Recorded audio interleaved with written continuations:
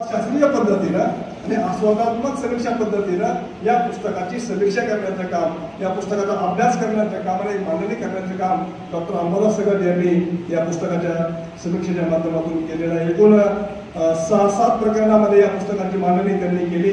उत्तम पंडित यांचा जीवन प्रवास हे पहिलं प्रकरण, त्यामध्ये त्यांचा जीवन प्रवास कशा पद्धतीने झाला हे सांगण्याचा प्रयत्न त्यांनी केलेला आहे.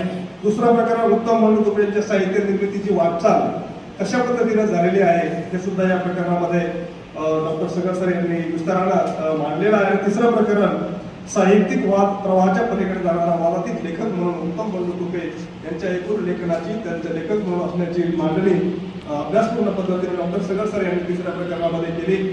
चौथं प्रकरण जे आहे की भस्म कादंबरीची पार्श्वभूमी त्यांनी सांगण्याचा प्रयत्न चौथ्या प्रकरणात केला. आणि 5वं प्रकरण भस्माचं कथानक त्यांनी यामध्ये मांडलं. आणि 6वं प्रकरण भस्माचे अंतरंग हे कशा